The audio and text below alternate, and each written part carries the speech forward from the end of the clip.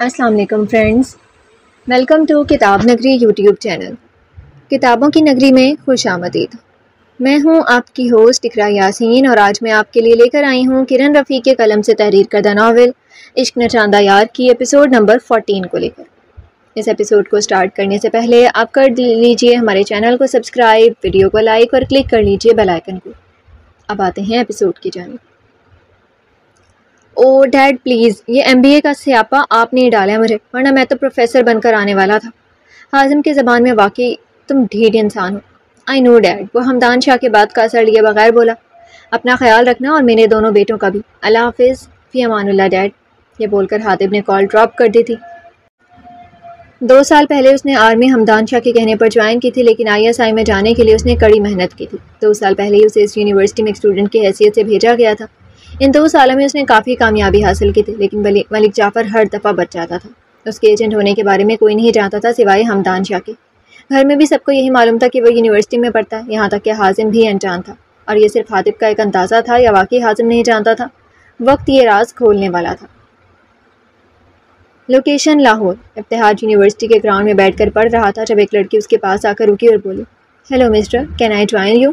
ابتہاج نے ایک نظر اسے دیکھا۔ گندمی رنگت، عام سے نین نقش، کالی آنکھیں، جینس پر ٹائٹ ٹاپ پہنے، شولڈر کٹ بال اور میک اپ کی کان سے نکلی ہوئی کوئی مخلوق لگ رہی تھی۔ کم از کم ابتہاج کا یہی خیال تھا۔ وائی آر یو جوائننگ می؟ ابتہاج نے بنا اپنی ناگواری چھپائے بولا، ایکچولی میں آپ سے دوستی کرنا چاہتی ہوں، وہ لڑکی تیزی سے بولی، جبکہ ابتہاج کے چہرے پر پہلے شوق اور پھر غصہ صاف دیکھا جا سکتا تھا۔ جب وہ بولا تو اس کا لہجہ کافی سخت تھا۔ لیکن میں کوئی دوست نہیں بنانا چاہتا۔ تو ٹھیک ہے، پھر مجھے اپنی گرل فرینڈ بنا لو، وہ لڑکی ابتہاج کو آنکھ مارتے ہوئے بولی۔ ابتہاج کا غصہ واقعی سوانیزے پر پہنچ گیا تھا۔ اس کا چہرہ ایک پل میں ضبط سے سرخ ہوا تھا۔ بمشکل خود پر کنٹرول کر کے وہ بولا، میری دنیا میں میری دوستی تک محدود ہے، میری دنیا میری دوستی تک محدود ہے مس، اور الحمدللہ میری اس دنیا میں نہ کسی کی گنجائش نکلتی ہے اور نہ ہی میں گنجائش نکالنا چاہتا ہوں۔ Now leave please, otherwise I will forget that you are a girl. Attitude کس کو دکھا رہے ہو؟ اچھے سے جانتی ہوں تم جیسے 2 ٹکے کے لوگوں کو۔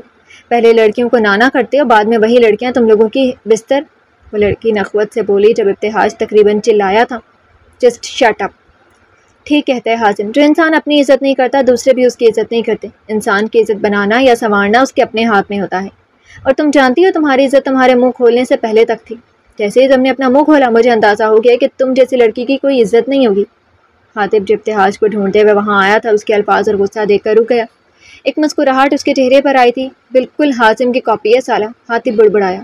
کافی سارے اسٹوڈنٹس ان کی طرف متوجہ ہو گئے تھے، اور حاتب ایک بات تو جانتا تھا کہ ابتہاج کو اسکینڈلز پسند نہیں، اس لیے آگے بڑھا اور ابتہاج کا ہاتھ پکڑ کر وہاں سے لے گیا۔ پارکنگ میں آ کر حاتب نے اس کا ہاتھ چھوڑا اور اس کا سرخ چہرہ دیکھ کر بولا، یار غصہ تھوک دو، کیونکہ یہ حرام ہوتا ہے، اور ویسے بھی ایسی باتوں پر اپنا خون نہیں جلایا جاتا۔ حاتب، یار مجھے غصہ اس بات پر نہیں آیا کہ وہ لڑکی مجھے برا بھلا کہہ رہی تھی، مجھے غصہ اس بات پر آیا کہ ہر انسان کے پاس صرف عزت ہی ہوتی ہے جو اسے معاشرے میں لوگوں کے سامنے سرخرو کرتی ہے، لیکن کچھ لوگ اسے پانے کے لیے ترستے ہیں اور کچھ لوگ اسے اپنی ہتھیلی پر پیش کر کے گنوا دیتے ہیں۔ ابتہاج نے سرد انداز میں جواب دیا، اچھا یہ چھوڑو اور چلو گھر چلتے ہیں حازم کے پاس، آج ہی ڈسچارج ہوا ہے۔ حاتب نے اس کے تاثرات دیکھ کر بات بدل دی، چلو ویسے بھی کافی دن ہو گئے ہیں۔ اس کی سڑی ہوئی شکل دیکھے ابتہاج نے نارمل انداز میں کہا، خان تم بگڑ گئے ہو۔ حاتب نے مصنوعی خفگی سے اسے گھورا، تو جواب میں ابتہاج نے کندھے اٹھا دیے، شاہ خاندان کے سارے لڑکے بگڑے ہوئے ہیں، حاتب نے دل میں سوچا اور ابتہاج کو لے کر گاڑی کی طرف بڑھ گیا۔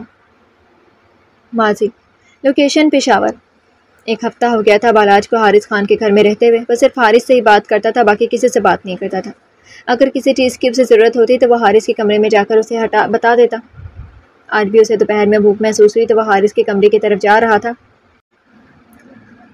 جب درمیان میں کمرے کا دروازہ کھلا ہوا تھا۔ ابتہاج وہاں سے گزر رہا تھا جب اپنے نام پر اچانک رکا۔ راشد خان، تمہیں واقعی یقین ہے یہ حارث کا ابتہاج نہیں ہے؟ داد جی، حارث کا باپ کی آواز گونجی۔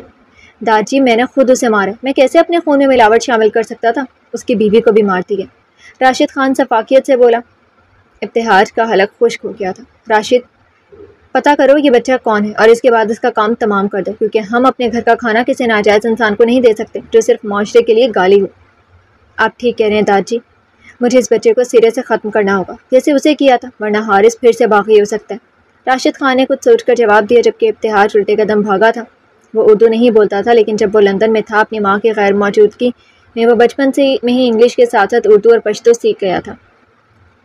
وجہ وہ اپنے باپ کو ڈھونڈنا چاہتا تھا۔ وہ کاشا علی کی بات خان کہہ کر کرتی تھی، اس لیے وہ پشتو بھی سیکھ گیا تھا۔ اسی لیے آج اسے دارجی اور راشد خان کی گفتگو سمجھ میں آ گئی تھی۔ میں کس سے مدد مانگوں؟ کون میری مدد کر سکتا ہے؟ ابتہاج خود سے بولا۔ اس کے کانوں میں آواز آئی، اللہ اکبر، اللہ اکبر۔ اذان ہو رہی تھی اور یقیناً آج اس نے پہلی دفعہ اذان سنی تھی اور اب اسے حارث کو سب کچھ بتانا تھا، چاہے کچھ بھی ہو جاتا، اور اللہ اکبر کا مطلب بھی جاننا تھا۔ آج ہی حازم ہاسپٹل سے ڈسچارج ہو کر گھر آیا تھا، چونکہ اس کا کمرہ اوپر تھا اور وہ چل نہیں سکتا تھا، اس لیے حاطب نے اسے اپنے کمرے میں نیچے شفٹ کر دیا تھا۔ اشال ہادی کو حازم کے پاس بلا کر اپنے کمرے میں چلی گئی تھی۔ وہ کافی دیر سے ہادی کو دیکھ رہا تھا۔ بلا شبہ اس نے حازم کا ایک ایک نقش چرایا تھا۔ وہ ہادی کو دیکھنے میں اتنا مصروف تھا کہ اسے معلوم ہی نہیں ہوا کب حاطب اور ابتہاج دبے پاؤں اس کے کمرے میں آ گئے ہیں۔ دونوں کے چہروں پر مسکراہٹ تھی۔ کافی دیر بعد جب حاطب سے خاموشی برداشت نہیں ہوئی تو وہ بولا، یار کے لوگ تو کچھ زیادہ ہی گھوڑنے میں بزی ہیں۔ اس کی آواز پر حازم نے اپنے بائیں سائڈ پر رکھے صوفے کو دیکھا جہاں وہ اور ابتہاج مسکرا کر اسے دیکھ رہے تھے۔ تم لوگ کب آئے؟ اور خان تم کیسے ہو؟ حازم نے ابتہاج کو دیکھ کر پوچھا۔ تب جب تم ہمارے بھتیجے مطلب ہادی کو دیکھنے کم گھوڑنے میں زیادہ مصروف تھے۔ اور کے بالکل ٹھیک ہے، جواب ابتہاج کے بجائے حاطب نے دیا تھا۔ ہاں تو میرا بیٹا ہے، اسے دیکھو نا، دیکھو میری مرضی۔ حازم نے گویا ناک سے مکھی اڑائی۔ وہ میرا بیٹا ہے حازم شاہ، کیونکہ میرے اس سے بہت زیادہ رشتے ہیں، جبکہ تمہارا اس سے صرف ایک رشتہ ہے۔ حاطب اسے مصنوعی گھور کر بولا۔ اچھا، اور آپ ان رشتوں کو ایکسپلین کریں گے؟ حازم دانت پیس کر بولا۔ تمہارا بڑا بھائی ہونے کے ناطے میں اس کا بڑا پاپا، پھر اشال کا بھائی ہونے کے ناطے میں اس کا ماموں، پھر تمہارا کزن ہونے کی حیثیت سے میں اس کا چاچو، اور تمہارا دوست ہونے کی حیثیت سے میں اس کا انکل، اور ایک اہم رشتہ تمہارا بہنوئی ہونے کے لحاظ سے میں اس کا پھپھا۔ حاطب ڈرامائی انداز میں بولا، جبکہ ابتہاج نے بے ساختہ قہقہا لگایا۔ دوسری طرف حازم اس کے رشتوں کے تعین کرنے پر اش کر اٹھا تھا۔ اس سے پہلے کہ وہ کوئی جواب دیتا، کمرے کا دروازہ ایک جھٹکے سے کھلا تھا اور اشال سرخ چہرہ لیے آتے ہی ابتہاج اور حاطب کو دیکھے بغیر نان سٹاپ شروع ہو چکی تھی۔ کیا سمجھ رکھا ہے آپ نے مجھے؟ آپ کو کیا لگتا ہے شاہ کہ میں اس چھپکلی کو یہاں آنے دوں گی؟ میں جان سے مار دوں گی اگر وہ یہاں آئی تو۔ کس کی بات کر رہی ہو؟ حازم نے ایک نظر حاطب اور ابتہاج کو دیکھا جو منہ نیچے کر کے مسکرا رہے تھے۔ وہی آپ کی خالہ کی بیٹی آنیہ، میں بتا رہی ہوں شاہ، اس کا نام تو کیا، اس کا خیال بھی اگر آپ کے دماغ میں آیا تو اس بار وہ واقعی زندہ واپس نہیں جائے گی۔ اشال نے اپنی شہادت کی انگلی سے اسے وارن کرتے ہوئے بولی، کس نے تم سے کہا کہ وہ یہاں آ رہی ہے؟ حازم نے آنیہ کا نام جان بوجھ کر اگنور کیا تاکہ اشال مزید نہ بھڑک جائے۔ ابھی بڑی ماما کے کمرے سے آ رہی ہیں، آپ کا پوچھ رہی تھی اور بتا رہی تھی کہ 2 دن تک آئے گی۔ اشال منہ کے زاویے بگاڑ کر بولی تو حاطب نے اپنے منہ پر ہاتھ رکھ کر اپنا قہقہا روکا۔ اشال ابھی جاؤ، ہم بعد میں بات کریں گے، حازم نے اسے گھور کر کہا، لیکن اشال اس کی گھوری کا اثر لیے بغیر بولی۔ شاہ، آپ بڑی ماما کو ابھی بولیں کہ آنیہ کو یہاں آنے سے منع کریں۔ میں اس کی موجودگی تو کیا، اس کا نام بھی آپ کی زبان سے نہیں سن سکتی۔ میں بہت محبت کرتی ہوں آپ سے شاہ، کیوں آپ ہر بار میرا امتحان لیتے ہیں؟ آخری بات کہتے کہتے اس کا لہجہ بھرا گیا تھا۔ عشی تم؟ حازم نے کچھ کہنے کے لیے منہ کھولا ہی تھا جب اشال نے اسے ٹوک دیا۔ شاہ، میری بات ابھی مکمل نہیں ہوئی اور آپ درمیان میں بول پڑی ہیں۔ اشال کا اتنا کہنا تھا کہ حاطب اور ابتہاج جو کب سے اپنے قہقہوں کا گلا گھونٹے ہوئے تھے حازم شاہ کی بے بسی پر ایک ساتھ قہقہا لگا گئے، جبکہ اشال نے تیزی سے رخ موڑ کر ان دونوں کو دیکھا اور پھر شرمندگی سے نظریں جھکا لیں۔ وہ میں بعد میں آتی ہوں، یہ بول کر اشال وہاں سے جانے لگی جب اسے حازم کی آواز سنائی دی، رکو اشال رک گئی لیکن مڑی نہیں۔ حاطب، تم ابتہاج کو ہمارا گھر دکھاؤ، تب تک میں یہ مسئلہ حل کر لوں، حازم نے کافی سنجیدگی سے کہا تھا۔ صحیح کہتے ہیں بھائی، بڑے سے بڑا انسان بھی بیوی کے سامنے بے بس ہوتا ہے، حاطب خود سے بڑبڑایا، جبکہ اس کی بڑبڑاہٹ حازم اور ابتہاج دونوں نے سنی تھی۔ ابتہاج نے بمشکل اپنی ہنسی روکی جبکہ حازم اسے گھور کر رہ گیا تھا۔ حاطب نے نکلنے سے پہلے اشال کے جھکے سر کو دیکھا اور پھر ابتہاج کے ساتھ کمرے سے باہر نکل گیا۔ اشال ابھی بھی ویسے ہی کھڑی تھی۔ حازم نے اسے دیکھا اور سنجیدگی سے اسے بلایا، اشال ادھر آؤ میرے پاس۔ اشال نے ایک شرمندہ سے نظر حازم پر ڈالی اور پھر نظر جھکا کر اس کے پاس بائیں سائڈ پر کھڑی ہو گئی۔ تھوڑی دیر خاموشی رہی تو اشال نے اسے خاموشی کو توڑا۔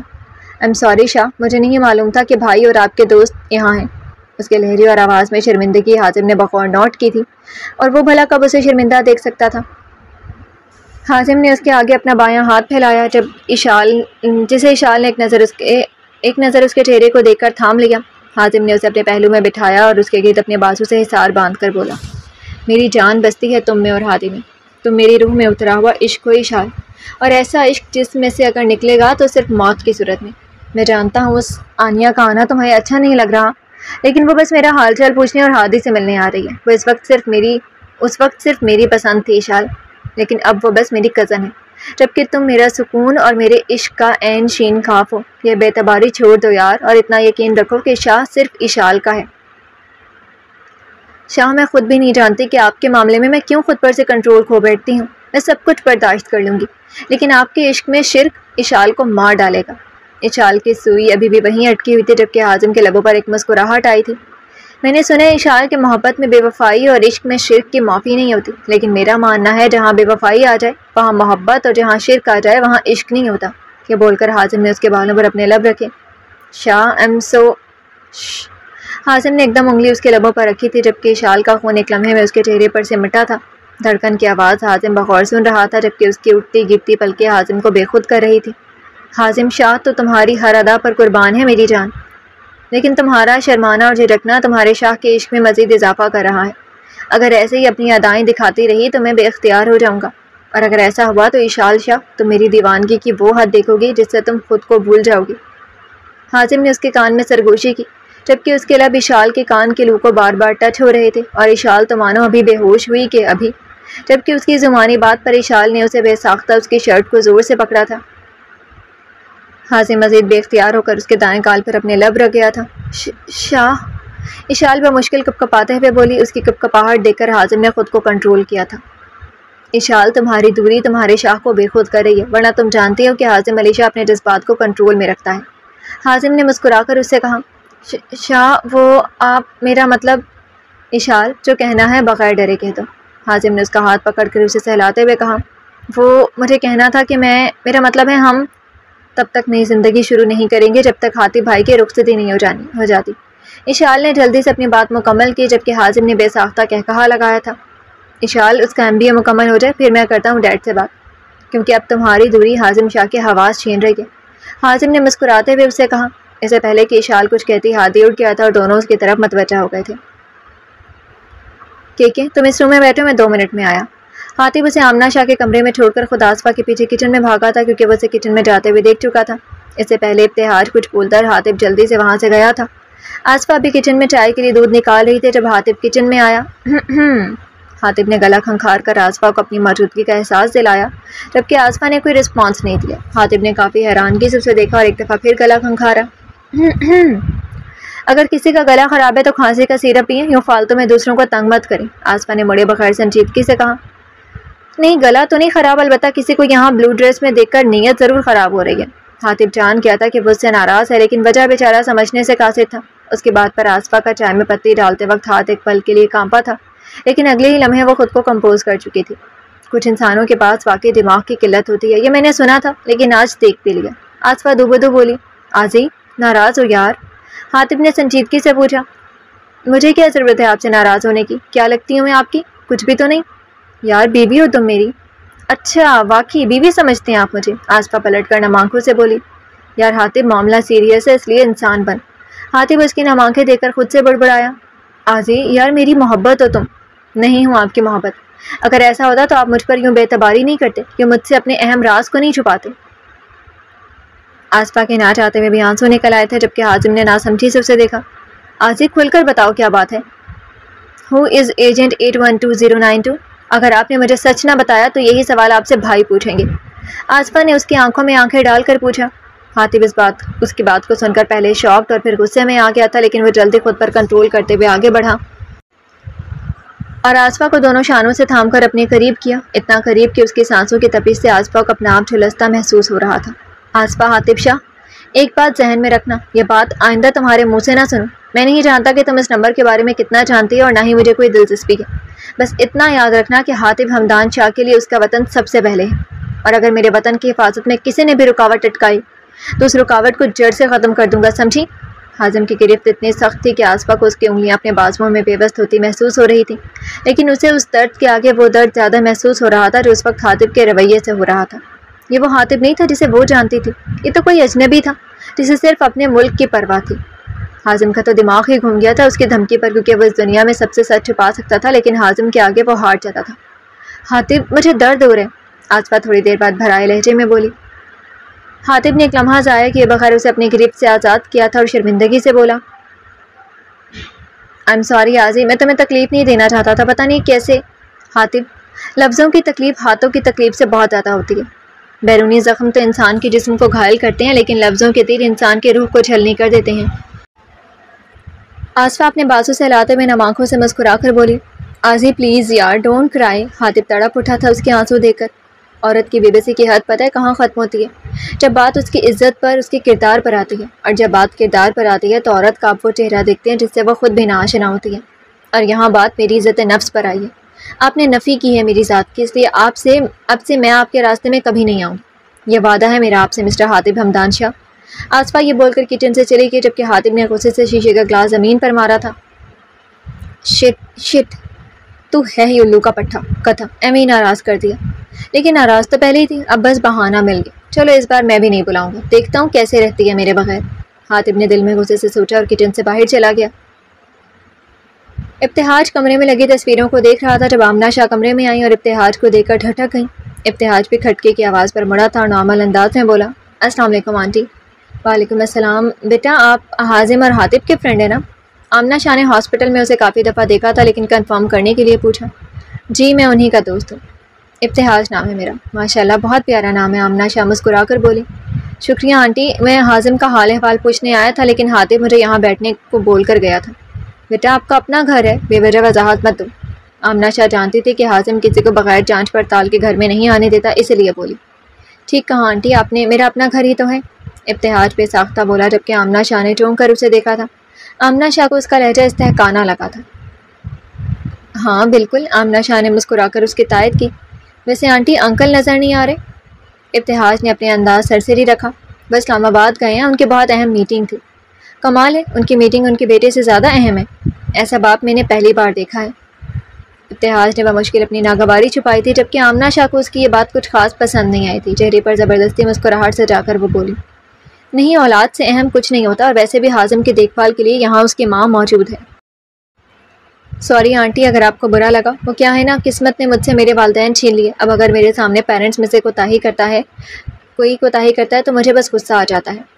خیر اب میں چلتا ہوں، انشاءاللہ بہت جلد ملاقات ہوگی۔ ابتہاج یہ بول کر جلدی سے باہر نکلا جبکہ آمنہ شاہ کو وہ عجیب اور الجھا ہوا لگا تھا۔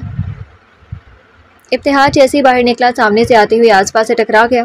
اس سے پہلے کہ آصفہ گرتی ابتہاج نے اسے اپنے بازوؤں کے سہارے سنبھال لیا۔ آصفہ کی نظر جیسے ہی ابتہاج پر پڑی ایک جھٹکے سے اس سے دور ہوئی تھی۔ آپ کی ہمت کیسی ہوئی مجھے ہاتھ لگانے کی؟ آصفہ تقریباً چلائی تھی جبکہ ابتہاج اس کے ری ایکشن پر ہکا بکا رہ گیا تھا۔ دیکھیں آپ گر رہی تھیں تو آپ کسی ہیرو کی طرح مجھے بچانے آ گئے۔ آصفہ اس کی بات درمیان میں کاٹ کر دانت پیس کر بولی، دیکھیں مس آپ مسلسل غلط بات کر رہی ہیں۔ ہاں اس دنیا میں ایک میں ہی تو غلط ہوں، باقی سب تو فرشتے ہیں۔ آصفہ حاطب کا غصہ اب اس پر نکال رہی تھی اور ابتہاج بیچارہ اس کا ری ایکشن دیکھ کر ڈر گیا تھا۔ حاطب جو لاؤنج سے گزر کر باہر جا رہا تھا آصفہ کی آواز سن کر ہال کی طرف پلٹا اور سامنے ابتہاج کا اڑا ہوا رنگ دیکھ کر سمجھ گیا کہ بیچارے کی شامت آئی ہے۔ کہ آ جاؤ ہاسٹل ڈراپ کر دوں۔ حاطب نے آصفہ کو مکمل اگنور کرتے ہوئے ابتہاج سے کہا اور ابتہاج جو موقع کی تلاش میں تھا بھاگنے والے انداز میں حاطب کے پاس آیا جبکہ آصفہ نے کھا جانے والی نظروں سے دونوں کو گھورا تھا اور وہاں سے چلی گئی تھی۔ حاطب کے لبوں پر بے ساختہ مسکراہٹ آئی تھی جسے وہ چھپا گیا تھا جبکہ ابتہاج واقعی ڈر گیا تھا اس کا ری ایکشن دے کر۔ چلو تمہیں ہاسٹل ڈراپ کر دوں، حاطب کے بول کر آگے بڑھ گیا جبکہ ابتہاج بھی اس کی تقلید میں لاؤنج سے نکل گیا۔ ماضی لوکیشن پشاور۔ ابتہاج نے سب کچھ حارث کو بتا دیا تھا۔ حارث پہلے تو شاکڈ ہو گیا اور پھر بے یقینی سے بولا، کیا راشد لالا نے واقعی ایسا کیا؟ جی پاپا، اور وہ مجھے بھی مار دیں گے۔ ابتہاج ڈر کر بولا، نہیں میں تمہیں کچھ نہیں ہونے دوں گا، تم میرے علی کی امانت ہو، میں کل صبح فجر کی اذان سے پہلے تمہیں میں علی کے گھر چھوڑ آؤں گا۔ حارث نے اسے اپنے ساتھ لگاتے ہوئے کہا۔ صبح فجر کی اذان سے پہلے حارث اسے ریلوے اسٹیشن لے آیا لیکن شاید راشد کو کسی نے مخبری کر دی تھی اس لیے ٹرین کے آنے سے پہلے وہ بھی وہاں پہنچ گیا تھا۔ جیسے ہی اس کی نظر حارث پر پڑی وہ سیدھے اس کے پاس آیا اور بولا، حارث اس لڑکی کو ہمارے حوالے کر دو ورنہ میں یہ بھول جاؤں گا کہ تو میرا چھوٹا بھائی ہے۔ راشد خان نے سخت لہجے میں کہا، لالا بھول تو آپ واقعی چکے ہیں کہ میں آپ کا بھائی ہوں، اس لیے تو آپ نے میرے بیٹے اور بیوی کو مار دیا۔ ارشد کے چہرے کا رنگ ایک لمحے کے لیے فک ہوا تھا لیکن اگلے ہی لمحے اس کا غصہ اس پر غالب آ گیا تھا۔ میں اپنے خاندان کے خون میں کسی قسم کی ملاوٹ برداشت نہیں کر سکتا۔ تم نے ہم سے چھپ کر ادھر شادی کی تھی اور وہ بھی کسی اور برادری کی لڑکی سے، میں کیسے برداشت کر لیتا کہ میرا خون، میرا بھائی ہمارے اصول توڑے گا؟ اس لیے مار دیا اسے، اور جس کو تم بیٹا بنا کر لائے تھے اب اس کی باری ہے، اس لیے چپ چاپ اسے ہمارے حوالے کر دو۔ ابتہاج ڈر کر حارث کے پیچھے چھپا تھا۔ راشد خان میں تمہیں سب معاف کر دوں گا لیکن اس کے لیے مجھے اس کو اس کے اصل مقام تک پہنچانا ہوگا۔ حارث نے بمشکل اپنا غصہ ضبط کر کے راشد سے کہا، تم درمیان میں سے ہٹ جاؤ حارث، ورنہ میں نہیں جانتا کہ میں کیا کر گزروں گا۔ اس سے پہلے کہ حارث کوئی جواب دیتا ٹرین چلنے کے لیے تیار تھی۔ حارث نے ایک نظر راشد کو دیکھا اور ایک نظر ابتہاج کو دیکھ کر مسکرایا۔ علی کی امانت کو میں کسی بھی حال میں اس تک پہنچاؤں گا، چاہے اس کے لیے مجھے اپنی جان ہی کیوں نہ دینی پڑے۔ یہ بول کر اس نے ابتہاج کا ہاتھ پکڑا اور ٹرین کی طرف بڑھ گیا۔ حارث رک جاؤ ورنہ میں گولی چلا دوں گا، راشد خان تقریباً چیخا تھا۔ حارث خان نے مڑے بغیر ابتہاج کو دیکھا اور بولا، آگے کی منزل تمہیں خود طے کرنی ہے ابتہاج خان، اور ایک بات یاد رکھنا، اللہ تمہارے ساتھ ہے ہر وقت، وہ تمہاری حفاظت کرے گا۔ ابھی وہ مزید کچھ کہتا راشد خان نے گولی چلا دی تھی جو حارث کی کمر پر لگی تھی، جبکہ ابتہاج کا ہاتھ حارث کے ہاتھ سے ایک لمحے میں چھوٹا تھا۔ دوسری طرف راشد اپنے ہاتھوں کو دیکھ رہا تھا کہ کیا واقعی اس نے گولی چلا دی تھی۔ ابتہاج جلدی ٹرین میں بیٹھو، حارث تکلیف میں اٹک اٹک کر بولا، جبکہ ابتہاج نے ایک نظر راشد خان کو دیکھا اور دوسری نظر حارث خان کو جو تکلیف کے باعث دوہرا ہو رہا تھا۔ ابتہاج نم آنکھوں سے ٹرین کی طرف بڑھ گیا۔ وہ نہیں جانتا تھا اس کی منزل کون سی ہے، کہاں ہے، لیکن اتنا جان گیا تھا کہ اسے پشاور سے ہر حال میں نکلنا ہے۔ وہ بھاگتے ہوئے ٹرین میں بیٹھا اور ایک نئے سفر، ایک نئی منزل یا پھر ایک نئے امتحان کے لیے چل پڑا تھا۔ وہ نہیں جانتا تھا کہ ٹرین کب رکی، کہاں رکی، وہ بس اتر گیا تھا۔ ٹکٹس تو حارث نے اس کو گھر سے نکلنے سے پہلے ہی پکڑا دیے تھے۔ وہ ایک اسٹیشن پر اترا تھا، شاید نہیں، وہ یقیناً کراچی تھا۔ وہ اسٹیشن کا نام پڑھ کر خوش ہوا تھا، لیکن اب اس کے باپ کے گھر کا ایڈریس اسے معلوم نہیں تھا۔ اس کی خوشی ایک پل میں ہوا ہوئی تھی۔ یہاں وہ کسی کو نہیں جانتا تھا، اب کس سے مدد مانگوں؟ بالاج خود سے بولا۔ حارث پاپا نے کہا تھا کہ اللہ میرے ساتھ ہے، لیکن وہ تو میرا ساتھ نہیں آئے، اب وہ میری مدد کیسے کریں گے؟ سامنے ایک بچے کو برگر کھاتے دیکھ کر اسے ایک دم بھوک کا احساس ہوا تھا، لیکن اس کے پاس پیسے نہیں تھے۔ اس نے چلنا شروع کیا اور ارد گرد دیکھا تو اپنے بائیں سائڈ پر اسے ایک چھوٹا سا ہوٹل نظر آیا۔ وہ اس ہوٹل کی طرف بڑھ گیا۔ ابھی وہ دروازے پر پہنچا تھا جب اسے یاد آیا کہ اس کے پاس پیسے نہیں ہیں۔ وہ وہیں دروازے پر رک گیا اور سائڈ پر ہو کر دیوار کے ساتھ بیٹھ گیا۔ جینی، میں آج اسپیگیٹی ہی کھاؤں گا۔ ہیری بابا پلیز آج برگر کھا لو، کل ہم بناتے گا۔ نو مینس نو۔ اسے یکدم بھوک کا احساس ہوا کہ کوئی اس کے پاس بیٹھا ہے۔ وہ ماضی کے خیالوں سے باہر نکلا تھا۔ کتنا فرق تھا ان دنوں میں اور ان دنوں میں، وہ بس سوچ سکا تھا۔ اس نے اپنے دائیں سائڈ پر دیکھا تو ایک چھوٹا سا کتا بیٹھا ہوا تھا۔ ان دنوں میں وہ پہلی بار مسکرایا تھا کیونکہ اسے ڈاگس بہت پسند تھے اور آج اپنی پسندیدہ چیز دیکھ رہا تھا۔ اس نے اس کتے کو ہاتھ لگانا چاہا تو وہ دور ہٹ گیا۔ بالاج پھر اپنی جگہ پر واپس بیٹھ گیا تو کتا بھی واپس اسی پوزیشن میں بیٹھ گیا۔ اس نے پھر سے وہی عمل دہرایا تو کتے نے بھی ویسے ہی اسے رسپانس کیا۔ کافی دیر تک وہ اس کے ساتھ کھیلتا رہا۔ جب ہوٹل سے ایک ویٹر باہر نکلا، اس کے ہاتھ میں لوگوں کا بچا ہوا کھانا تھا جسے وہ پھینکنے جا رہا تھا۔ جیسے ہی وہ ہوٹل کی بیک سائڈ پر گیا، وہ کتا جلدی سے اس کی تقلید میں وہاں گیا۔ بالاج بھی اٹھ گیا اور اس ویٹر کے پیچھے گیا، لیکن جیسے ہی وہ کھانا پھینکنے لگا، بالاج بولا، مجھے بھوک لگی ہے، اسے مجھے دے دو، میں کھا لوں گا۔ ویٹر نے ایک نظر اسے دیکھا، اس کا حلیہ اسے کہیں سے غریب ظاہر نہیں کر رہا تھا۔ ویٹر نے ناگواری سے منہ پھیرا اور کھانا ڈسٹ بن میں پھینک دیا، جبکہ بالاج نے نم آنکھوں سے اسے دیکھا اور پھر کھانے کو دیکھا تھا۔ ویٹر دوبارہ ہوٹل کے اندر چلا گیا تھا، جبکہ وہ کتا اب ڈسٹ بن میں گھسا کھانا کھانے میں مصروف تھا۔ مجھے اس نے کھانا کیوں نہیں دیا؟ میں بھی تو بھوکا تھا۔ Oh God please help me, Balaj روتے ہوئے بولا، جبکہ اس کا دھیان بار بار ڈسٹ بن اور اس کی طرف جا رہا تھا۔ مجھے بھوک لگی ہے ماما۔ بابا آپ کا کہاں ہے؟ آپ کا بالاج بھوکا ہے، اسے پلیز کھانا دے دیں۔ اس کا دل چاہ رہا تھا کہ کتے کو وہاں سے ہٹا کر کھانا اسے چھین کر کھا لے، لیکن مجبور تھا۔ اپنی بھوک کے لیے اس کتے کو بھوکا نہیں رہنے دے سکتا تھا۔ کتنے خود غرض ہوتے ہیں نا، ہم انسانوں کو کھانا نہیں دیتے کیونکہ ان کے بھوک سے ہمیں غرض ہی نہیں ہوتی، لیکن اسی کھانے کو کوڑے میں پھینک دیں گے۔ حال لوکیشن لاہور۔ اشال ہادی کو نہلا کر کپڑے پہنا رہی تھی جب آسفا اس کے پاس آئی۔ اشال نے ایک نظر اسے اترے ہوئے چہرے کو دیکھا اور مسکراہٹ دبا کر ہادی کو کپڑے پہنانے میں مصروف ہو گئی۔ 2 دن ہو گئے تھے حاتب اور آسفا کی لڑائی کو، اور سب گھر والے ان دونوں کے اترے ہوئے چہرے اور ان کی غیر معمولی سنجیدگی کو دیکھ رہے تھے، لیکن چپ تھے کیونکہ حاتب اور آسفا کے معاملے میں کوئی نہیں بول سکتا تھا سوائے حاتم کے۔ میرا بیبی ابھی اپنے ڈیڈ کے پاس جائے گا، اشال اسے تیار کرتے ہوئے پیار سے بولی۔ ایشی مجھے کچھ بات کرنی ہے، آسفا نے ہمت کر کے کہا۔ بولو۔ یار وہ حاتب ناراض ہے مجھ سے، 2 دن ہو گئے ہیں، بات کرنا تو دور میری طرف دیکھتے بھی نہیں ہیں۔ وہ کبھی اس طرح مجھ سے ناراض نہیں ہوتے، مجھے سمجھ نہیں آ رہی کہ میں کیا کروں، ان کی اگنورنس نہیں سہ پا رہی میں۔ جی تو فرینڈز، کیسی لگی آپ کو آج کے ایپیسوڈ؟ کمنٹ سیکشن میں ضرور بتائیے گا۔ پھر حاضر ہوں گے ناول کے نیکسٹ ایپیسوڈ کے ساتھ، تب تک کے لیے اجازت دیجیے، شکریہ، اللہ حافظ۔